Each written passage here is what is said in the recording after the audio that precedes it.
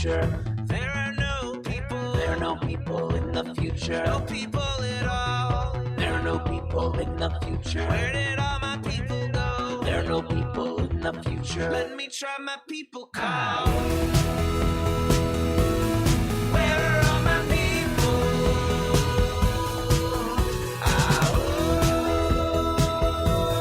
Where are all my people? I guess I'll fly away now.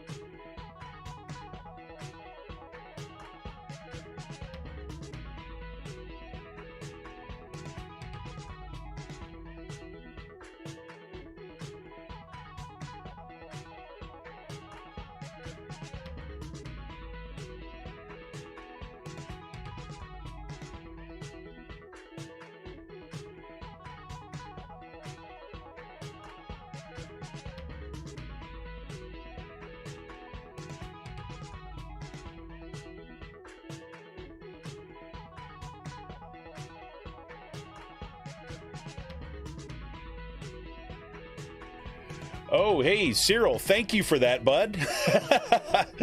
Yes, it turns like my mic was down. My apologies, everybody. So here I am talking away, and nothing's coming through. So I'll tell you what we're going to do. I'm going to start it again. Welcome, welcome. It is Monday, November 1st, 2021. Welcome to Raging Chicken's Out to Coop Live. Yes, this is Kevin Mahoney, editor and founder of Raging Chicken. On Out to Coop Live, we talk to progressives, activists, and troublemakers of all sorts, right from our own backyards and across the country. On Friday, Sean Kitchen and I break down the good, the bad, and the ugly in state and national politics.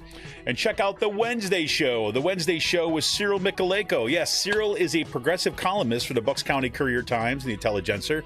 He joins me to drill down into Bucks County, Pennsylvania, and international politics. And he also hops on our live stream to let me know that my mic's off. Thank you, Cyril. Thank you, Cyril. Well, you can get all our shows by subscribing to our podcast on Podbean, iTunes, Spotify, wherever you get your podcasts. Want to remind you, though, definitely tune in this Wednesday for the Wednesday show. As you know, Cyril has been covering a lot of the rise of extremism in Bucks County, covering the school board races, and his latest column is about those black flags that you may see flying, those black American flags you may see flying in your neighborhood, what that's all about. So we're going to be talking about that and the results of the elections, because tomorrow is election day, so we'll be talking about the results of the elections on Wednesday. You can help support this show by becoming a patron for as little as $5 a month. Just head on over to patreon.com/rcpress.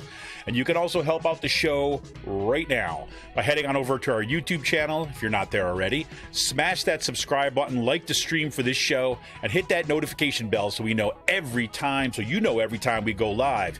And look, we're almost at about 170 subs right now. We'd like to get at over 200 by the end of the month. I have modest goals. Want to keep this community growing.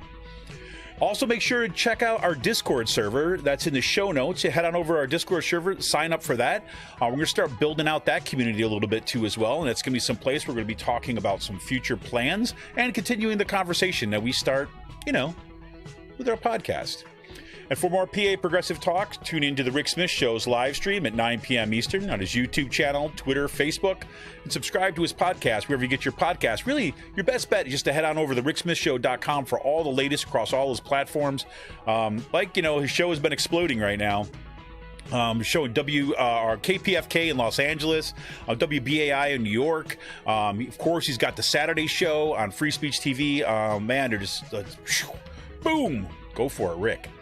And you have to check out the Sisters of the Night Caucus podcast. The amazing PA women stirring the political cauldron behind this podcast rock the house. And they know where the bodies are buried. Yes, indeed. Make sure you follow them on Twitter at The Night Caucus. That's at The Night Caucus on Twitter. And subscribe to their podcast on Anchor, Spotify, iTunes, wherever you get your podcasts. And for all you gamers out there, the Game In, that's with 2 N's. The Game In is a Quakertown-based black family-owned gaming store. They're friends of the show, and they've got everything from retro N64s, latest consoles, video games for all platforms, collectibles, action figures, Funko Pops, you got it. And look, it's back to school time. Your kids get A's on their report cards? Send them over to the Game In. They'll get a discount on their purchases. Follow them on Twitter at The Game In. That's at The Game In with 2 N's on Twitter.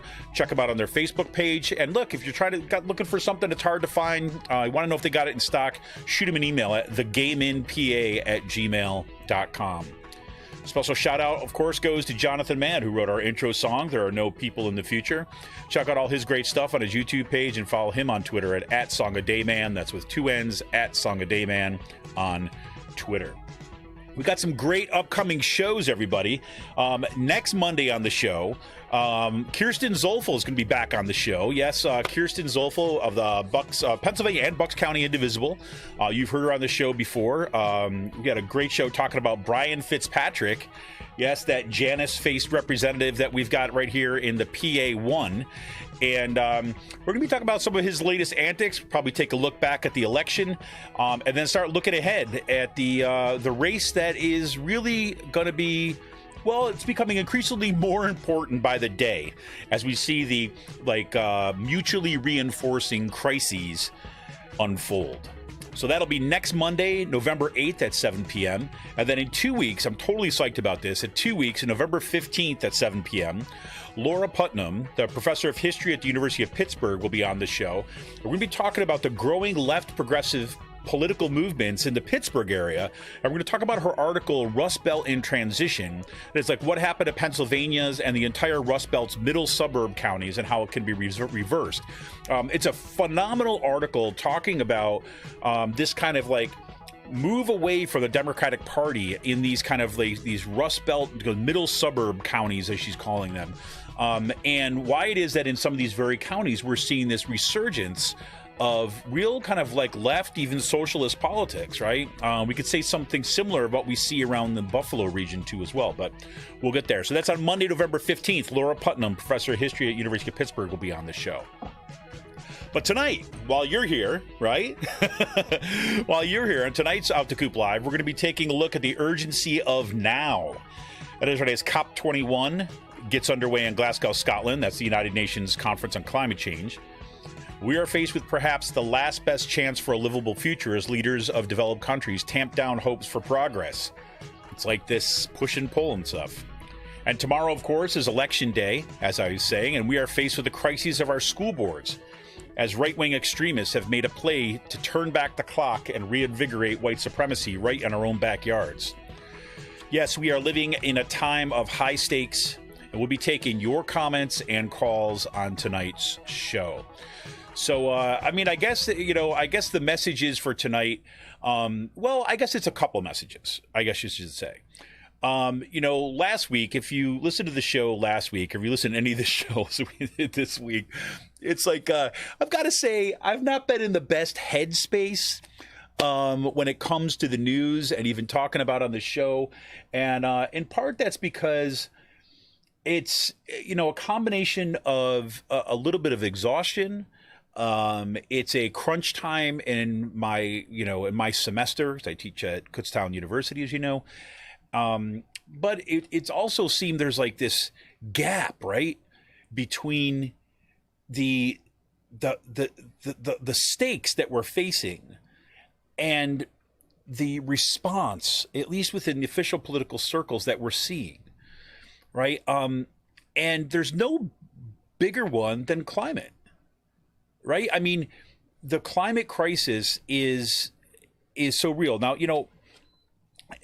at the back in, I think it was September, maybe the end of August, but I think it was September, the the IPCC, the Intergovernmental Panel on Climate Change, right? That's that huge panel of scientists that basically gets together. They review all of the scientific literature on climate change, and their job is to basically sum it up, right, in a scientific kind of direct way about what the findings show, right, what they are likely to yield, right, and to lay out basically all the data and all the analysis that policymakers would need to make a decision about what's happening with climate change. Now, the IPCC report is not a policy document, right? It is a scientific document that is designed to show trajectories, right? In 2018, they produced this report, which a lot of folks thought was absolutely alarming, and because it was. And then last year, another report came up, and it was even more direct. This year, it's like they're like, they're like trying to wave people down on the side of the road to tell them, like, listen, you got to pay attention, right?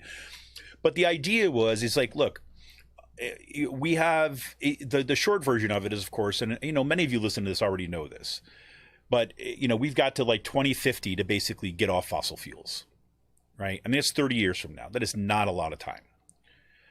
And the Paris Agreement, right, was an agreement that the latest global agreement about what we need to do with fossil fuel emissions, and the idea is we want to hold it down to 1.5 degrees of warming. The last, not this year's, but the last IPCC report, basically, I guess that was 2018, because I think it was like, basically said that, look, 1.5 degrees is where we have to be. Because before then it was 2 degrees of warming. 2 degrees of warming is going to mean that we're actually going to lose some island countries, right? Millions of people will be displaced. And the folks from the global south were basically saying, look, this 2-degree warming thing, that might be convenient for you in the Western world, right? It might be convenient with you in North Atlantic nations who have gotten us into this problem. But it is certainly not sufficient to save us, right? That was also true when you look at some of the impacts of warming was going to have on places like India, where there's projections that, millions and millions of people could die because of excessive heat. Right. So, this is kind of like the alarm bells have been sounded. And there's not a whole lot left to say about what needs to be done. There's only one thing that needs to be done, is that we need to get off fossil fuels. Right. If you want to kind of move down from there, like, number one, get off fossil fuels, like stop immediately, which is going to require, of course, massive investments in that transition. Right, because as you don't need to be a Rhodes Scholar or something like that to know that if you switch off the fossil fuel tank, well, unless you got something to replace it with pretty quickly, those lights go out, your cars don't work, right? All that kind of stuff. The economy crashes, right? So that in order to have this quick transition, what has basically been called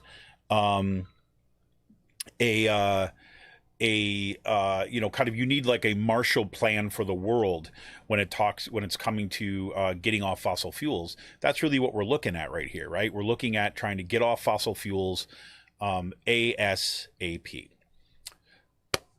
Well, the bad news is, of course, and I don't need to tell you this, but I'm going to say it anyways. The bad news is that that's not happening. It's not happening fast enough. Matter of fact, we've seen kind of like carbon levels increase since the last COP, right? Since the last report, we have seen new projections, right? That's come out in multiple sources. Like, I've got like crazy amounts of stuff I've been reading, but multiple sources come out and say basically we're on a trajectory right now, not only to miss the 1.5 degrees of warming, but we're going to miss the 2 degrees Celsius of warming. We're on a trajectory to do 2.7, I believe it is, 2.7 degrees of warming by the end of the century, right? So that's their measure, right? And so what does that actually mean? Well, let's see. What that actually means, I'll give you this little sense. This is a piece that came out just today from the Financial Times, right? Not your big lefty journal, right? This is the Financial Times, the pink paper, right over there. So the subtitle, they have the climate change could bring near unlivable conditions for 3 billion, that's with a B, 3 billion people, say scientists. Each degree of warming above present levels corresponds to roughly 1 billion people falling outside of what's called a climate niche. And they'll say a little about this in a second. They say up to 3 billion out of the projected world population of about 9 billion could be exposed to temperatures on par with the hottest parts of the Sahara by 2070, according to research by scientists from China, the US, and Europe. However, rapid reductions in greenhouse gas emissions could halve the number of people exposed to such hot conditions. The good news, this is a quote from one of the scientists, the good news is that these impacts can be greatly reduced if humanity succeeds in curbing global warming, says study co-author Tim Lenton, climate specialist and director of the Global Systems Initiative at Exeter University. All right, let me just say something about that first, right? First, 3 billion out of projected 9 billion. That's a third of the world's population could be living in areas as hot as the Sahara. You got that? Now, there's the other thing about the Sahara, right? Sahara's dry. Part of these projections, what they also show is that you're not talking about just having dry desert-like conditions. You're talking about bulb temperatures, like in other words, like humidity levels and overall heat temperatures getting up so hot and humid that people cannot cool, their own bodies can't cool themselves, right? So you basically, sorry to have to say it like this, but this is what it is that your body cooks itself because it can't get rid of the heat. If you read Kim Stanley Robinson's latest book, it's called like The Ministry of the Future. It begins, the beginning of the book starts in a scenario like that, right? In his book, again, his it's a sci-fi book, but he's always been phenomenal on the science, and this is a near future one. That's what spurred some people to action. Is that after like millions of people died in an event like that, and you wonder if that where we're headed. I mean, we just passed this week, of course. Was it 5 million people globally have died from the coronavirus? 750,000 people have died in the United States of the coronavirus, and it seems like we barely bat an eyelash at that. 750,000 people gone, and it was preventable. Right? That's not a kind of place you want to be, right? So they say this, right? So about a third of the population, 3 billion people, could be living in those conditions. And then you see this all the time in the mainstream media, right? And I understand where it's coming from, right? And you're going to see this in some of what the U.S. is starting to say publicly too as well. But you have this next paragraph, right? It says, however, rapid reductions in greenhouse emissions could halve the number. And right, and I understand that idea that you want to leave out a bit of hope, and it's true, right? I mean, what they say, if you rapid reduction in greenhouse emissions could halve the number of people. So let's be clear, you're still talking about 1.5 billion people by 2070. 1.5 billion people are going to be living in areas as hot as the Sahara, based upon this analysis. And that is only if we have a rapid reduction in fossil fuel use. I mean, the stakes are unbelievable. So the report highlights how the majority of humans live in a very narrow mean annual temperature band, is what they call it. Between 11 degrees Celsius and 15 degrees Celsius, that's about between 52 degrees Fahrenheit and 59 degrees Fahrenheit. Researchers noted that despite all innovations and migrations, people had mostly lived in climate conditions like this, that mean temperature range, for several thousand years. Right? So for several thousand years, that's been where people have lived. Right? We don't have a long record of living outside of that very, very narrow sliver, that climate niche, if you will. Here's a scientist again and says, quote, this strikingly constant climate niche likely represents fundamental constraints on what humans need to survive and thrive, unquote, said Professor Martin Scheffer of Wageningen, University, who coordinated research with his Chinese colleague Chisu of Nanjing University. Global warming has resulted in 1.1 degrees Celsius rise in temperature since pre-industrial times, according to scientists.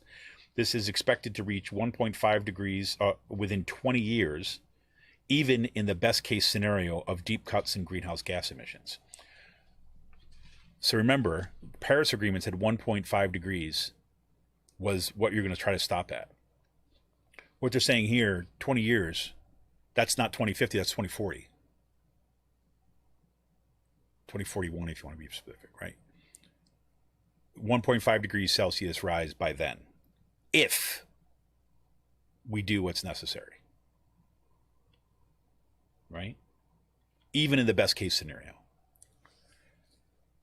So what do you do in this situation, right? I mean, this is the conundrum we're in, right? This is the on the one hand, we have the, look, and it's the North Atlantic nations who are committed to this kind of neoliberal capitalist model of development. It's the rapidly expanding global factory that is China, right? It is the exploding populations of India, right? And their development models also burning coal like China. And so here we are, right? We're at this moment when everything needs to be shut down. And you have to get all these disparate powers and, people who are invested in a very different kind of economy. They're invested in a fossil fuel economy. And you need them to act in concert, and you need to act them quickly.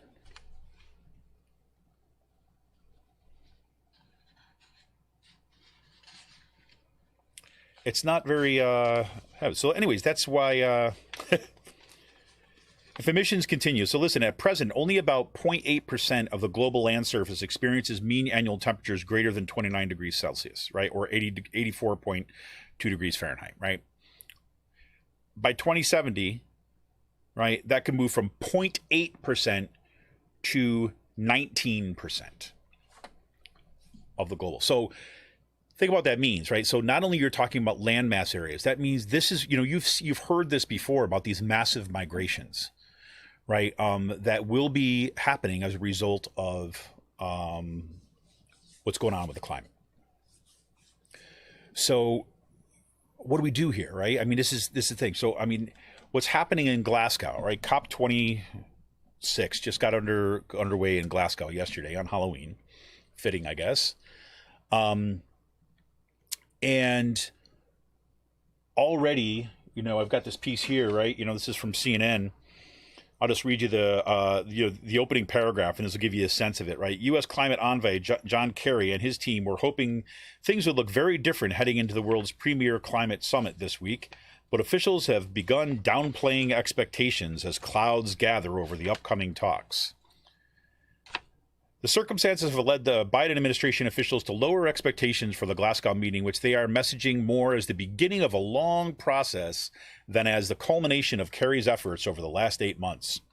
Quote, Glasgow is an important milestone as we kick off what we're calling a decisive decade of action to tackle the climate crisis, unquote, a senior administration official said this week. Quote, and this will be an opportunity for us to lay down the foundation for further action, how we ratchet up our ambition in the upcoming years after Glasgow.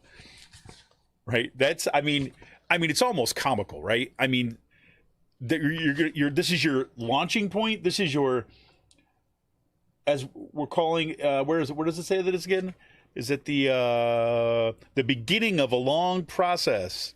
It's an important milestone as we kick off what we're calling this decade. I mean, look, it's some part of me like emphasize or empathizes with that kind of messaging, right? Because the last thing in the world you want to feel is that it's hopeless, right? I mean, the best case scenario, if we're looking at the best actors here, that that their hearts are in the right place, they're trying to do the right thing, their message is such a way they're trying to hold together something that's falling apart. right? And they're trying to kind of like hold out some hope that something's going to be accomplished, right? But meanwhile, the science says otherwise, right? So this, we're getting to start to see two colliding pathways, or I should say three colliding pathways. And let me just like spell them out right here. There's more, but whatever. So the one pathway, right, is that some breakthrough happens, right? I don't know, some freaking Holy Spirit, thing happens, and all these people at this summit, right? Even though a whole lot of folks from the global South have been excluded from this summit due to COVID protocols, right? Because guess what? A lot of those countries that are going to be on the front lines of climate change don't have access to the vaccine, right? So, hey, looks like we're going to do this again, right? So a lot of them were excluded, right? They couldn't even get like visas to get into the country.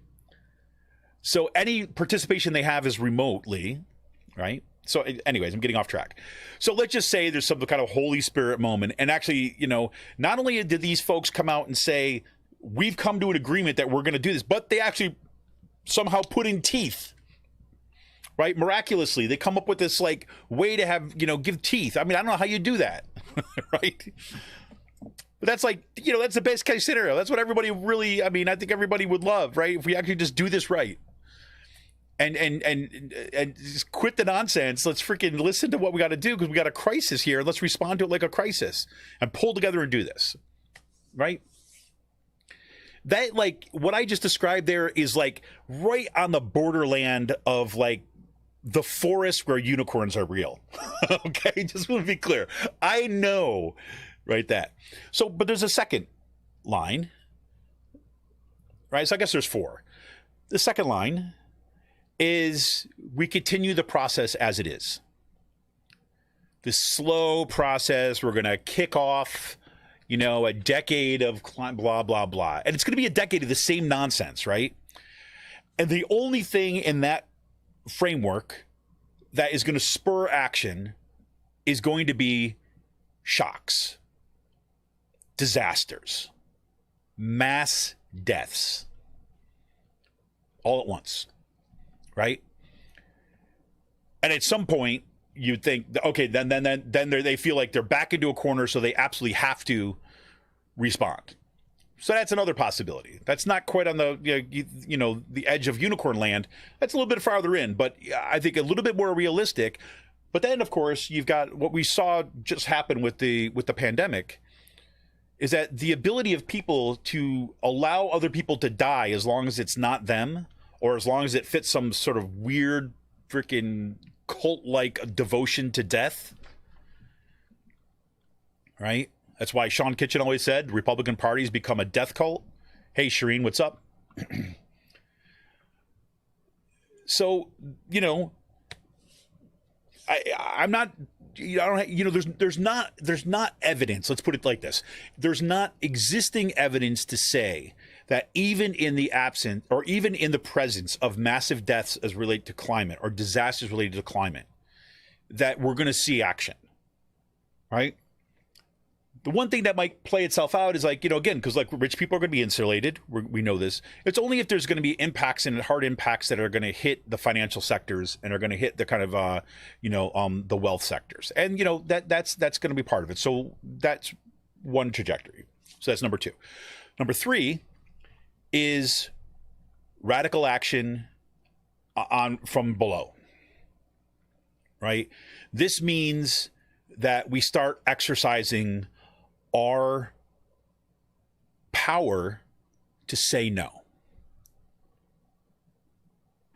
We will say, we are going to not allow this economy to function. We are going to do the general strikes until there's climate action. You want your riches, you want your production, guess what? We're going to say no. We might produce for ourselves and for each other, but we're not producing for you.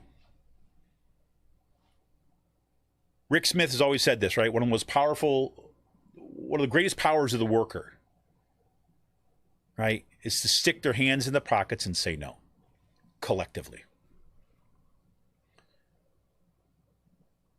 That's the pathway. That's the progressive, the left pathway.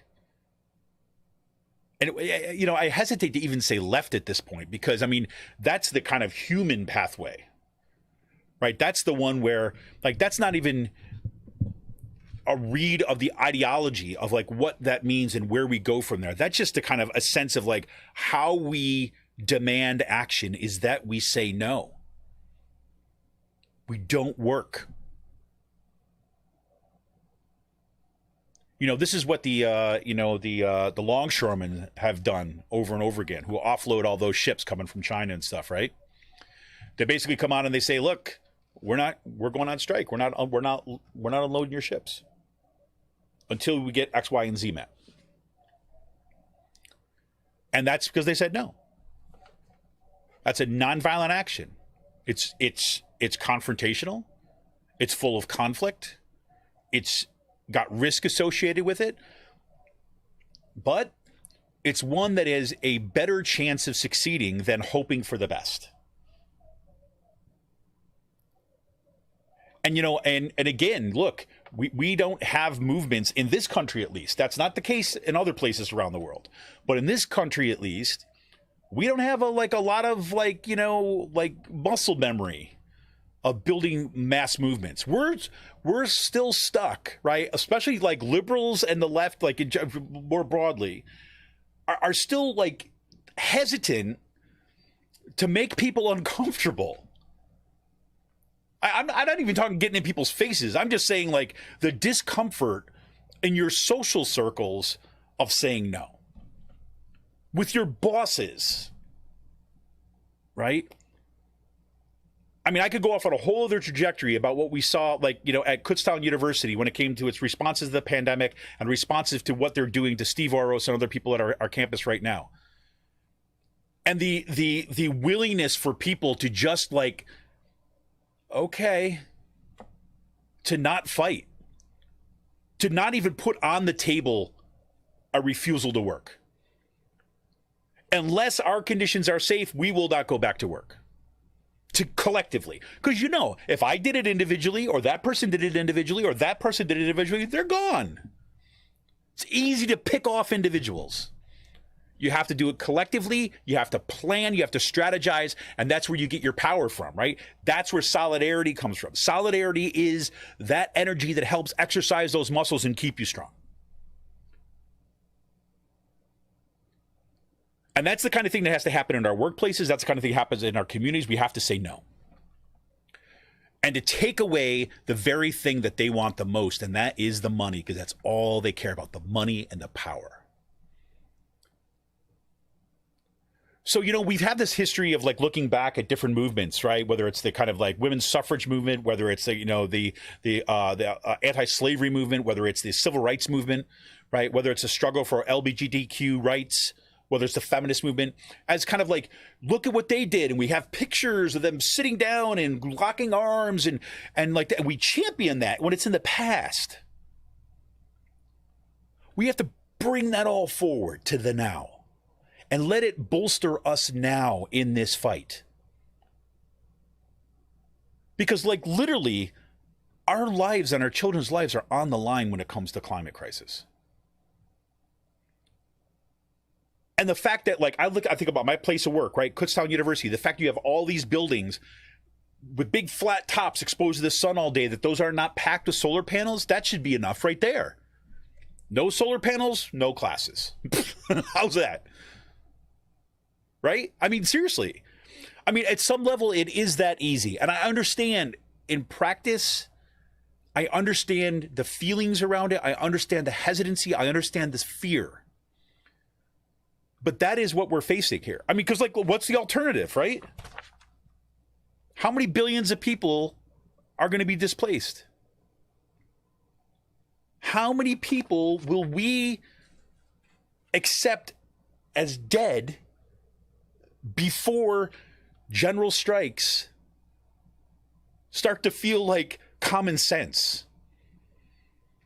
I mean, I honestly don't know what that tipping point is. I have no idea. I thought there was one time, I think several years ago, before the Trump era, that I had a feeling about what that looked like and what was people's breaking point. I mean, I thought, boy, was I wrong. Boy, was I wrong. I mean, what we've just been through in the Trump regime is it. I mean, I don't know about you. I know for me, certainly, it ripped me up.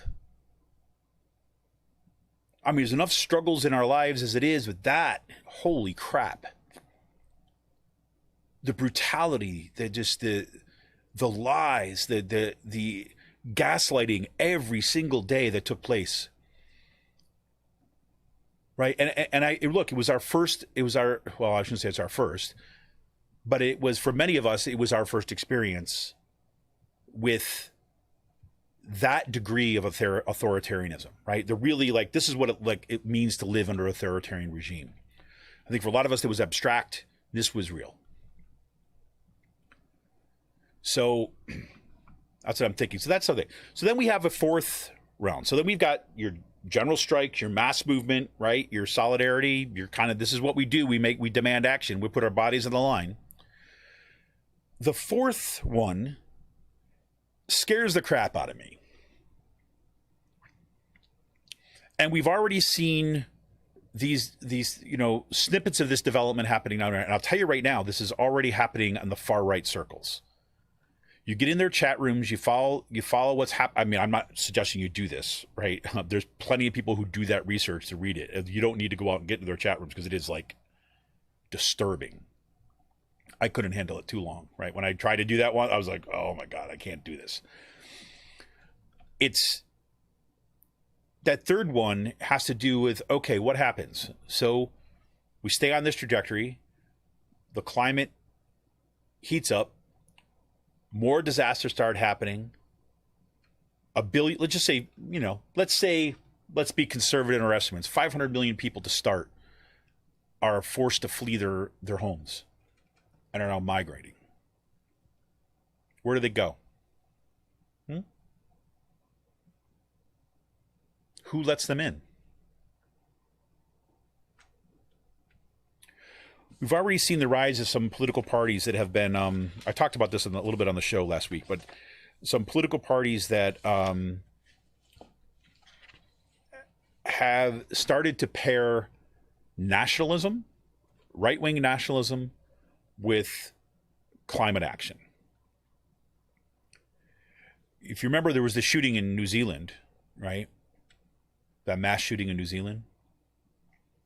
One of the worst shootings in New Zealand's history, mass killings. And one of the, in that manifesto that was left behind, one of the things they found, it was like this whole environmental fascism. That pairing of nationalism with climate action. Basically saying, we are going to protect ourselves, we're going to build our walls around this, and we're going to keep everyone else out. And we're going to double down on nationalism and borders. And it's just like, it's us against them. Right? That's kind of a trajectory that is not a fanciful one. It is one that is on the realm of possibilities. Especially as you see these what are now fairly fringe arguments between nationalism, on the right, but increasingly there's these experiments that are going on at different countries. I want to say one was in Denmark. I wish I could just pull it up. I was hoping I thought I had it right here in my pile of stuff, but I don't. That's scary. Because what it does is it basically takes a component of what we already have, right? You think about this country, for example.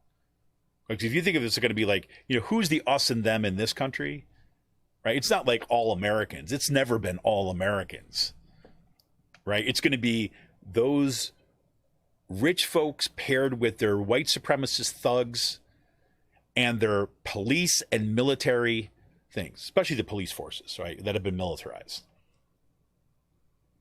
right? They're going to draw the boundaries and the walls, put the walls around their areas, what they care about. The rest of us be damned. You know, I talked about this on the show like kind of a while ago now. I mean, it's been a while ago, but I said it's the zombie model, right? I mean, the way that these people perceive, say, that kind of mass migration, the way that they perceive us, right? If we have to flee, to them, the rich, the white supremacists, the folks that are kind of like, with the, militarized police, the Blue Lives Matter people, all that stuff, they see us as the zombies. We are the hordes that are trying to get in the compound. Right? It disturbs the hell out of me is that I can't tell you how many ads I get, on my phone or on my Twitter scroll account or whatever. Like, I don't even play video games of that guild. He's like, so you scroll all this stuff and there's like all these zombie killing games, right? You see like you are your lens, right? You are put in the position of the one who has to push back on the zombies. All those people like trying to scale the walls and get into this, right? I mean, dystopian sci-fi is built around these tropes too as well. Well, but in most of those movies or in those games, you're asked to put yourself on the inside of the compound, right? In reality, the vast majority of us are on the outside of the compound. And they'll call us zombies. They'll call us whatever they need to do in order to separate us out. How do we know this? Well, because we've done it before, right? It is built into the genetic code of this country, right? The genocide of the kind of like indigenous peoples of this country, right? Slavery, hundreds of years of slavery, the us versus them. Heather McGee's got a great book called The Sum of Us, who goes through some of this logic as it's kind of built into American ideology, right? What it means in a very practice, right? And the way that she talks about it is that, look, we've been told it's the kind of like, it's the what does she call it? It's basically like, it's the a zero-sum game. Yes, sorry, I couldn't pull it up. It's like a zero-sum game, right? If this group over here gets something, it must be taking it from me, right? That has been a logic that has been racialized and has been utilized and deployed by the people in power as a way to kind of split and separate people out. And she does a great job historically of actually breaking down where this is actually legislated, particularly in Virginia. Like, I didn't know. I think I talked about this on the show once too. I had no idea that there was a period, I forget when, I wanted to say it's probably 1600s, before the War of Independence, where white indentured servants and servitors and white and poor white folks band together with enslaved blacks, right, and rose up against the power structure and burnt Richmond to the ground, right? I have no idea. Like, it's just like, what? Right? And that actually happened in our history, right? And so what did they do afterwards? One of the first things they did, they learned from it. The people in power learned from that. And then after that, they started writing into law, I'm going to give these white people, these poor white people, a little bit of cultural capital over, and some material things, very small material things, to show that, so that they can feel that they're better than those black folks. And they started legislating this stuff over time. Right? So that's built into our code here, right? In terms of as an option. Doesn't mean that this isn't kind of like a genetic determinism thing. That's more like, that's the option. That's a trajectory that's built into our cultural narratives, right?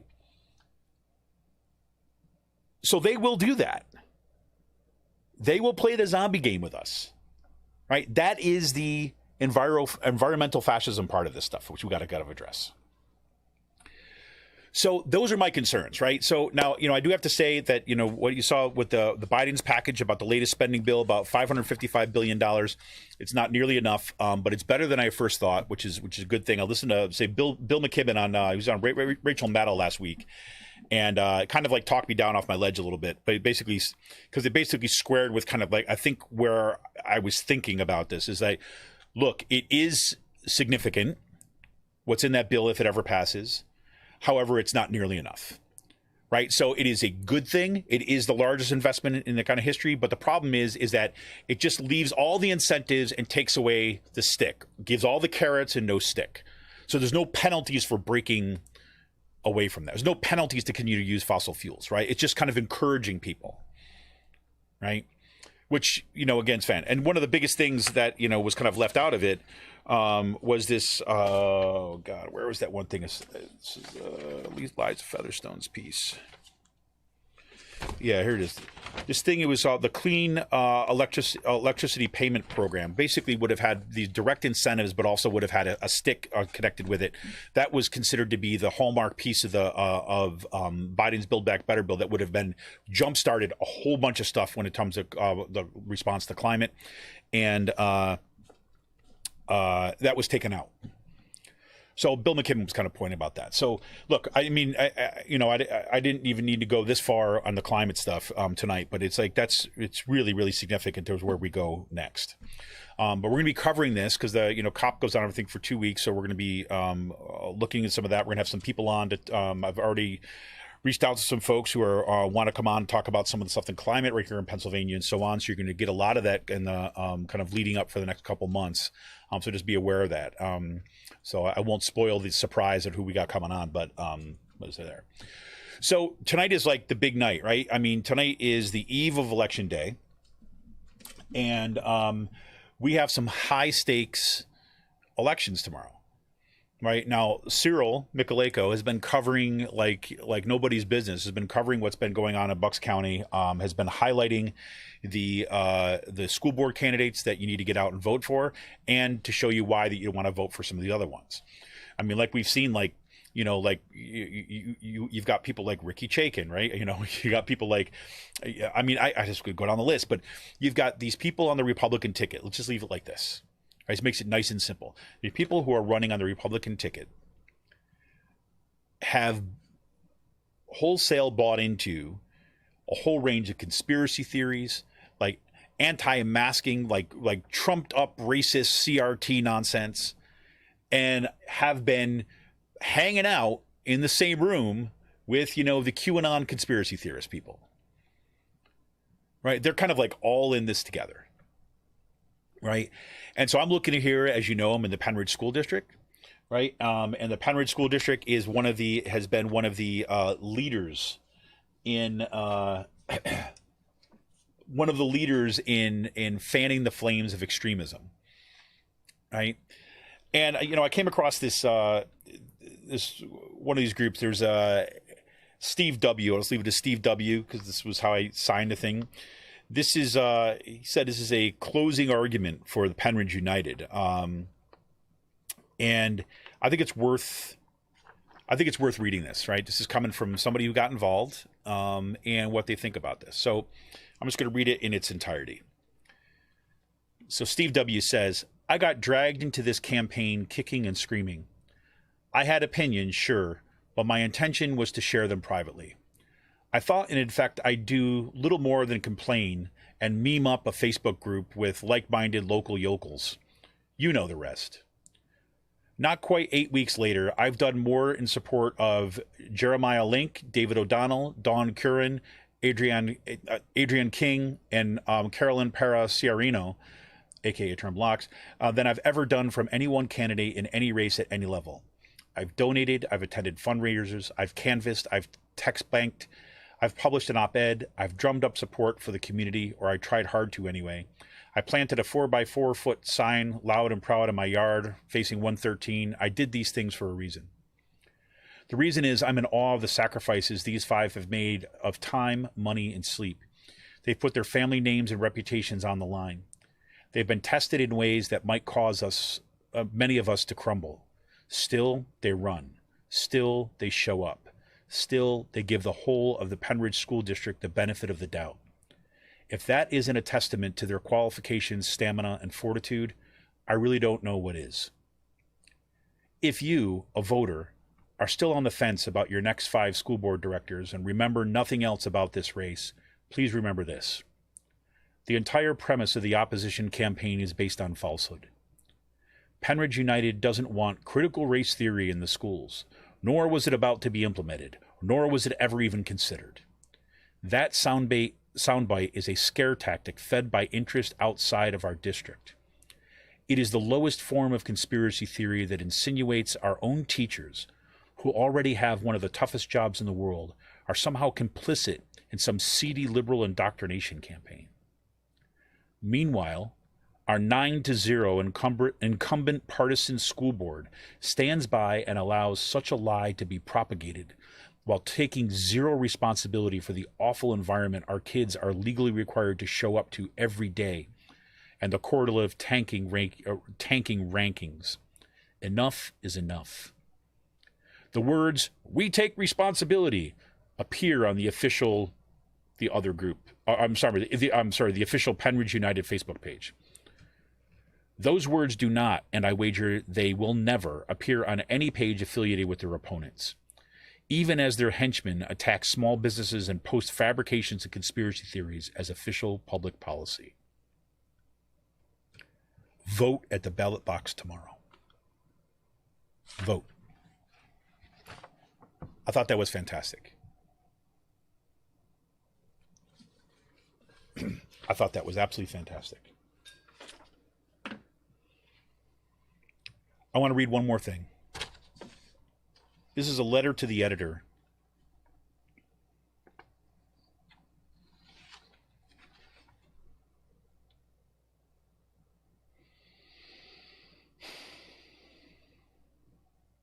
It's a letter to the editor by an 11-year-old.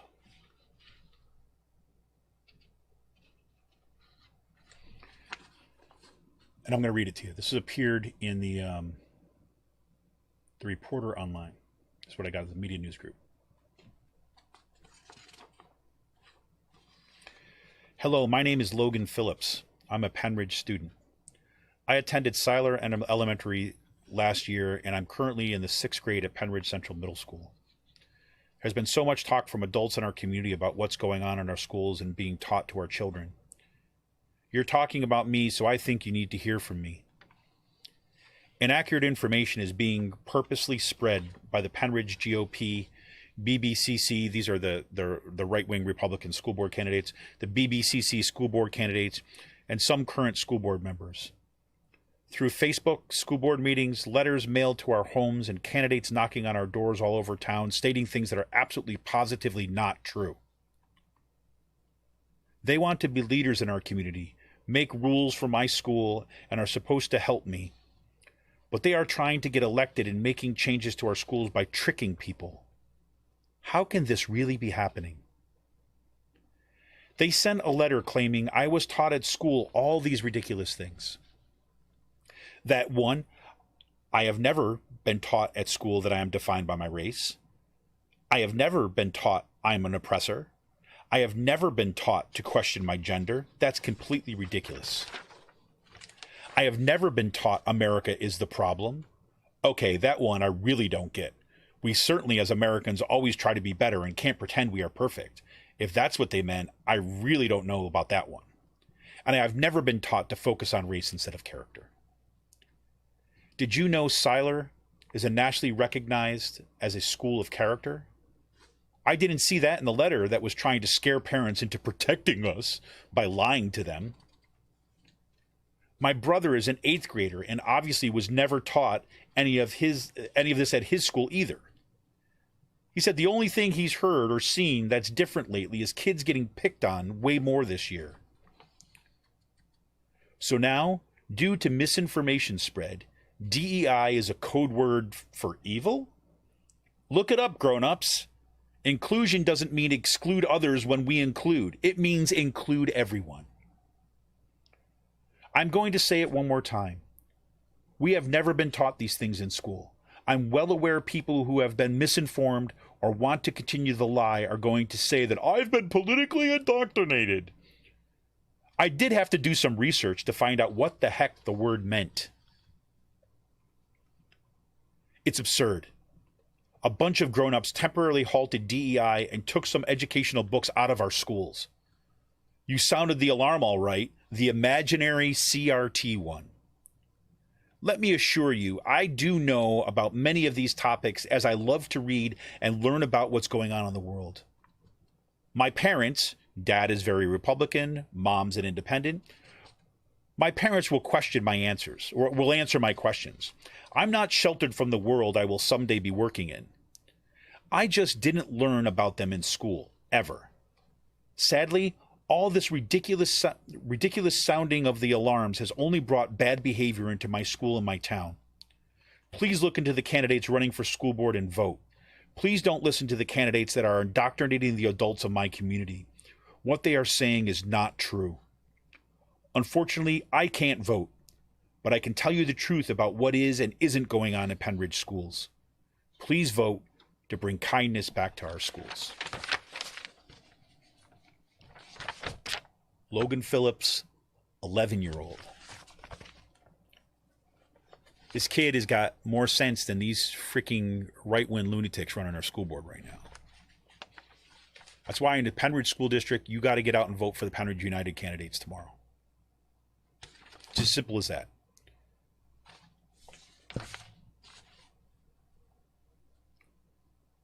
I've already handed in my ballot. If I already handed it in, that's awesome.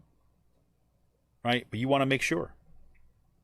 You want to make sure that you're voting for Don Curran, that you're voting for Adrian King, that you're voting for David O'Donnell, that you're voting for Jeremiah Link, and you're voting for Carolyn Para Ciarino.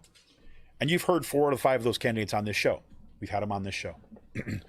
Likewise, you've heard our shows when we've had candidates from the Palisades School Board, our school district, facing the same things.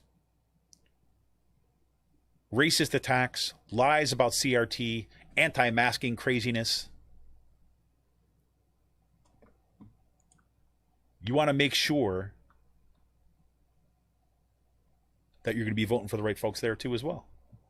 You're in the Palisades School District. Look, I'm not even asking you to like the Democratic Party, but you need to vote Democrat this time. Mm-hmm. You need to vote for Jamie Davis, Palisades. Yep.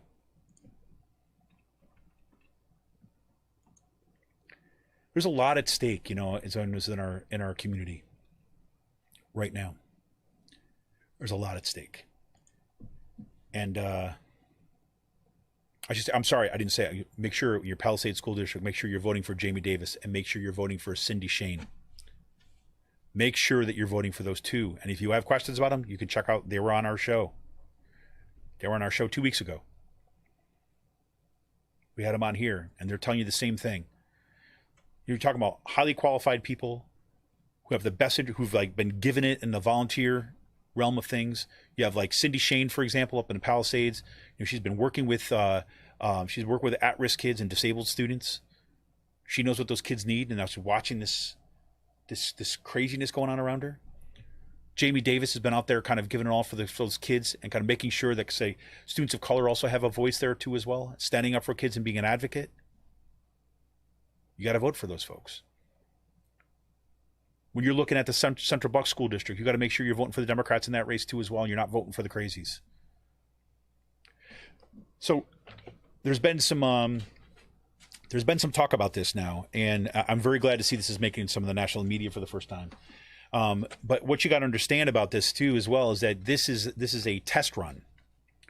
What we're seeing right now in the school boards, right, is a test run. There's a reason why this is happening statewide. There's a reason why this is happening across the country.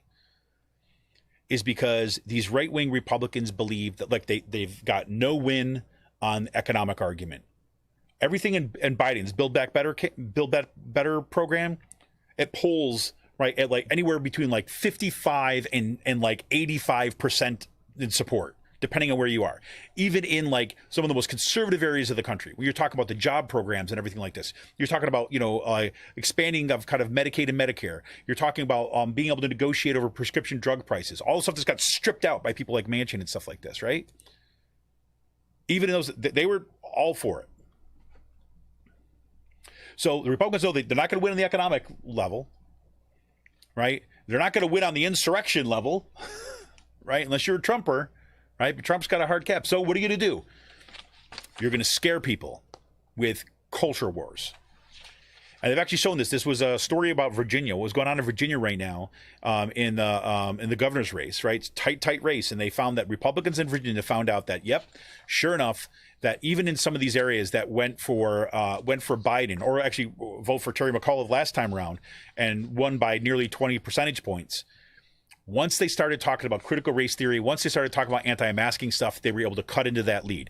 Now, they're never going to win some of those counties, like down at Alexandria, Loudoun County, and things like that. They're not going to win them, but they're going to cut into the margins. And that's what they're after. And they've been noticing that in places like Bucks County. This is why, we've talked about this in the show before too as well. In Bucks County, it's not the kind of the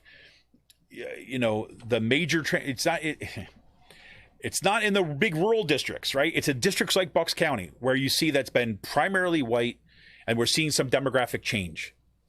And then there's economic pressures that are happening nationally. That's where we see that this stuff takes hold. The culture war stuff, the scare the parents stuff, that's where Republicans have found a foothold. And that's what they're going to run. And then after tomorrow, they're going to assess what happens in these races. And if they find that they were able to win all these races by trumping up this nonsense, these sheer lies that a freaking 11-year-old says, can tell us. If they find they're going to win, they're going to double down on it. So you can expect this happen in 2022, because that's really what they care about at the national level. Right? Now, you may have seen this, right? Seen this guy? You know who that is? That's Paul Martino. Somebody shot this to me earlier today, and I want to give them a plug, because you definitely should be signing up for this on Substack too as well. This is a Substack by noneofthisisnormal.substack.com, right? None of this is normal. None of this is normal is one word, right? None of this is normal.substack.com. And this is the one thing I want to make sure that we've got, because look, this is what's going to happen November 3rd. November 2nd, the election, right? We got to make sure that if you haven't voted already, you want to get out and vote. You want to get as many other people out there and to vote as you can, right? Sound the alarm to get out to vote. Like, the other people are sounding the alarm about nonsense and lies. We have to sound the alarm. Look, the extremists are coming and they're taking it over. This is what they're doing. And here's the evidence. We all got it. But this guy, Paul Martino, right, I couldn't freaking believe the Inquirer gave him this heading of a concerned dad, right? Spends like hundreds of thousands of dollars on school board races because he's concerned. No, this guy's a right-wing operative, right, who's got a ton of money, right? So I just want to read you the beginning of this. This none of this is normal, right? And again, this is going to echo what you heard from Jordan Hopkins on this program last week when Jordan was on the show, right? It's going to echo what you hear Cyril Michaleko reporting on, right, in his column in the Courier Times, Bucks County Courier Times, the Intelligencer, right? So, and here we go with someone else, right? This is and I say this is a really good. I'll put a link. I'll try to remember to put a link to this in today's show notes. But just look it up, Substack. None of this is normal.substack.com. He's got this latest piece. The real reason Paul Martino is pumping money into the school board races. His buddies, the Koch brothers, want to defund public schools. All right, exactly what we've been talking about on this program. So I'll read you a bit from this. So Paul Martino isn't running for school board in Central Bucks where he lives or anywhere else, but he's paying out a boatload of money to candidates who are. At this point, his tab is reaching nearly $600,000. He's pumping $600,000 into school board races. The question is why. Martino claims that his original motivation was to keep schools open so kids could get a quality in-person education. Well, schools are open. And they have been. So what's his real motivation? Well, Martino was far from just an angry dad with deep pockets. He moves in circles with the super rich and super powerful. And Martino has an agenda. Martino is laying the groundwork for schools to fail. Does that sound extreme? Well, follow along as we build this out. Check out this quote from Martino from a report on WHYY this morning. Quote, What we have found time and again is that most of the schools were closed at the beginning of the last calendar year, not actually because of COVID, indirectly because of COVID, of course, but because of administrative errors, said Martino, who lives in the Central Bucks School District. Quote, you didn't hire enough teachers. You weren't prepared for this contingency. You didn't insert the new air filters. The 8-time company founder, CEO, coach, and it was like, whoa, wow, this is my kids at stake here. Like, that's not good enough for my kids. Unquote. So what is he saying? Schools did a bad job. Administrators are incompetent. Only innovators like me know how to fix this. The guy's made all of his money in Silicon Valley. And you heard me talk about that Silicon Valley mentality. That's what they do. They want to disrupt things. They want to destroy them. What we know about Martino is this. He spoke to a Coke event in 2016. He has strong ties to Project Veritas. That's right. Those kind of like right-wing, far-right propagandists, people who lie about stuff and create videos to try to sink progressive organizations. That's the organization that attempted to delegitimize the 2020 election. And Martino told Vice that he considers himself a mentor to Veritas co-founder James O'Keefe. And he's a donor to the Federalist Society, the lobbying organization that has appointed itself the Republican gatekeeper for judicial appointees who will be more likely to align big money donors' interests. Last month, Martino was featured speaker at the Culture, Religion, and Technology Conference in Miami, where he shared the stage with controversial libertarian and tech investor Peter Thiel. Peter Thiel is widely seen as the heir to the Koch brothers' circle of influence in conservative politics. Thiel has publicly stated, quote, I no longer believe that freedom and democracy are compatible. Right? So I'm going to put a link in the show notes. I'm not going to read it all to you right now, but this is the kind of stuff that we need to be seeing more of. Right? And I'm going to do what I can to kind of like, push this out. Because look, like I said, the day after the election, everything right now is about getting people out to vote for that election tomorrow, making sure that those school board candidates on the far right are defeated soundly, making sure that the Penridge United candidates in the Penridge district, the Democratic candidates for school board in the other districts like Central Bucks, like, oh God, Council Rock is a mess, in Palisades, right, East Penn, you make sure that if there's a candidate up for election, you make sure the sane person is elected tomorrow. And then on November 3rd, on Wednesday, this is what we need to start planning about. Now, I've already heard some people saying that you want to start to get there and start planning. I'm in. We're in for the long haul. I want media Avengers, if you will, who want to join forces here. Like, again, look, my little sphere, like here, Raging Chicken, like our little podcast, right? We have a kind of a built out, we have a website that we used to write a lot of stuff out. We want to start consolidating some of that stuff. If you want to be kind of join the media Avengers and join this organization as a way to kind of like do this kind of reporting, right? In a centralized way, and way that we can start kind of like having an influence on there, you let me know. RagingChickenPress@gmail.com. Join our Discord. Right? Make sure you subscribe to this YouTube channel. Make sure that you share it out. Make sure you like this stream to help keep this promoting. Right? We can strategize together. This is what we got to do. And I'm going to be talking about this a lot on our Patreon channel, but I wanted to say it out here tonight because I don't want it to be limited only to patrons. Right? Which you, by the way, you can become a patron for this show by going to patreon.com/rcpress and become a patron for those $5 a month. So we're going to talk about this on the Patreon channel. We're going to talk about this on some of our closed Discord channels. Right, about how we begin to strategize about building out a media movement right here in Bucks County and beyond. But Bucks County to start, because we need to start thinking about how we can have a direct impact and how we can assist those people that are doing the freaking amazing work on the ground of going out and knocking door to door. There's a reason why we say, let's keep the media in the movement in the media.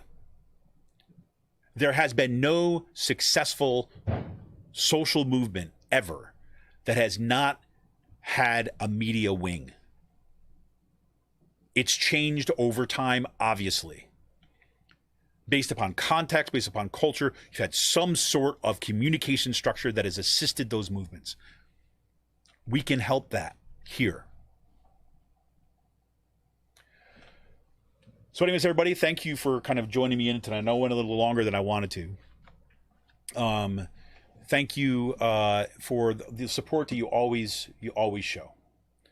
I want to support, I want to give another shout out to Jordy3, who actually became a patron over on our Podbean channel, because that's where we kind of, that's where our podcast runs and stuff like this. And if you're on Podbean and you listen to this regular on the Podbean app, you can hit that little kind of like patron button, that big green patron button at the top, and you can help support this show, become a patron over on Podbean too as well for $5 a month. But can you imagine what we could do, the influence that we can have, the ways that we can help support these movements if we had more people working on this? I'll tell you, when Raging Chicken was primarily a kind of a left journalist space, right, where we did investigative research and kind of like stuff like this, we were able to see what that impact looked like, right? When Sean Kitchen was writing full time, when we had people like Wendy up at Bloomsburg was writing for us, we had a bunch of folks kind of in and out that have been doing some of the reporting. We were able to kind of see our direct impact. Right, we were able to kind of push local issues to a state level and a national level. Right, we had stories being picked up on our stories picked up on Mother Jones. Rachel Maddow's show gave us a shout out a couple different times. Right, we were able to do that because we had a kind of a group of people with concerted effort was directed to kind of get and kind of do this kind of reporting that we're seeing here in this kind of like this is not normal substack.com. What Cyril's doing over there in his column at the Bucks County Courier-Times. There's good people out there. And I got to say, I'm very, very heartened by what I've been seeing in the parents' organizations in my school district and kind of around the area, around through Bucks County and around the state. The organizing has been great. And, and I do want to say, before we call it off tonight, I was reminded by Liza Featherstone. I don't know if you know her. She's a great writer. She writes over at New Republic. But I first remember Liza Featherstone was her involvement with the Students Against Sweatshops years ago. And her writing back then was absolutely fantastic, and it's continued to be. And it's so great to see her still working in the movement. But she was talking particularly about climate change, right? And she was talking about the sense of cynicism, or we're going to lose this, or what's the correct strategies and tactics and all this kind of stuff, right? The question, are we doing it right? Is blah blah blah. And this is I want to kind of close out with her message here, and it's good for all of us to remember this, right? As we're going to need that fuel to help us all keep going, right? So history's lesson. This is Liza Featherstone now. Don't give up. As Angela Davis has pointed out, imagine being an abolitionist in 1850, the year of the Fugitive Slave Act, which mobilized the entire federal and state apparatus to capture enslaved people attempting to escape.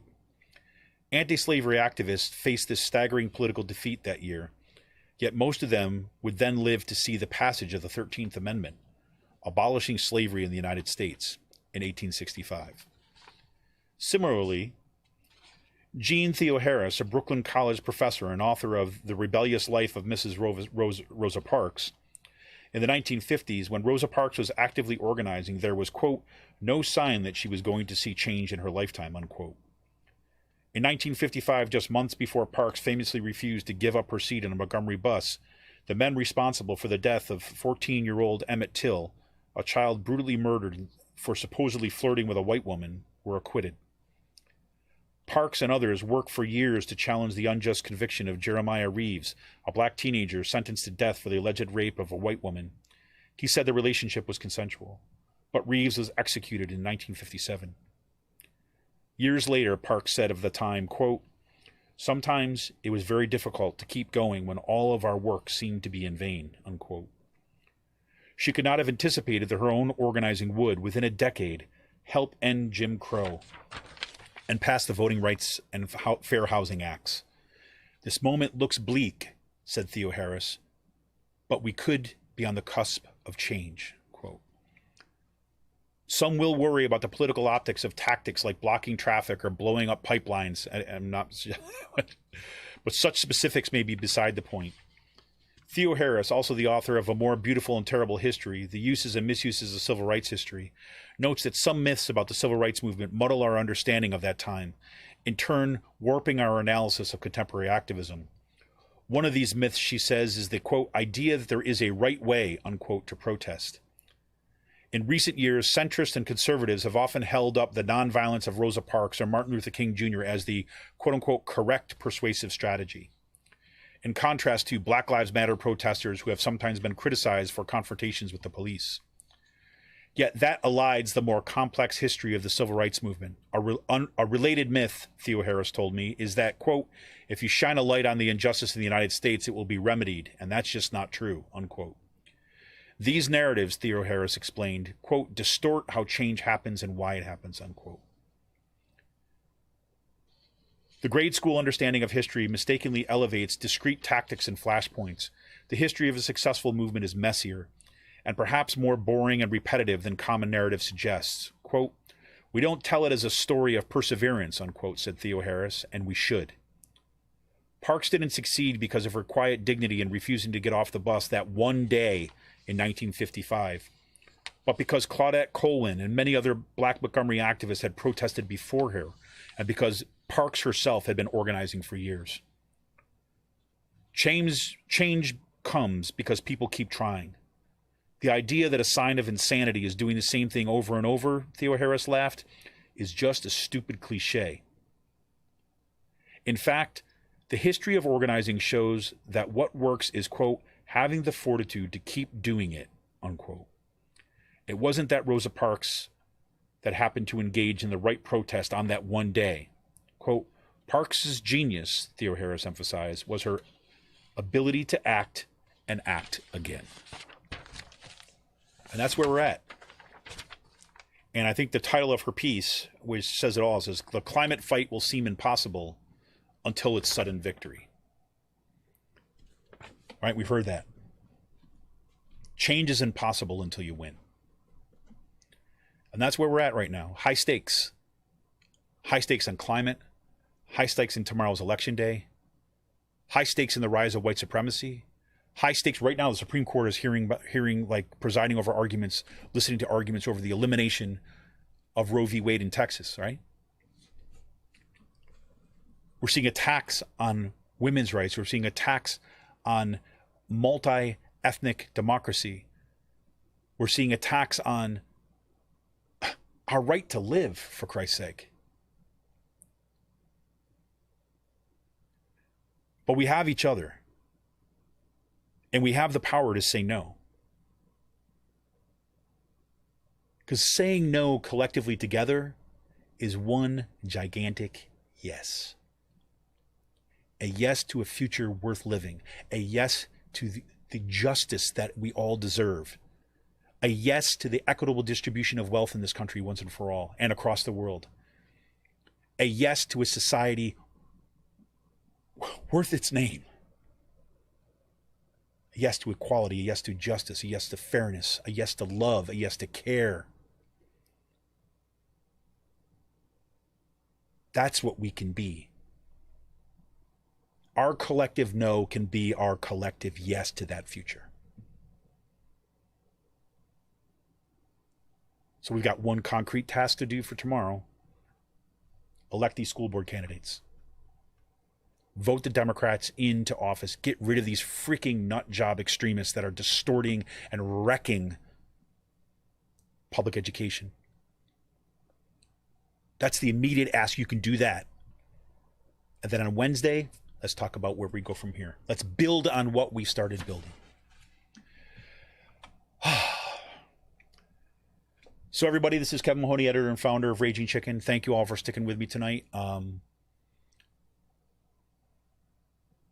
really can't tell you how much this space means to me and how much the support of people over the years have meant for this project, have kept me going.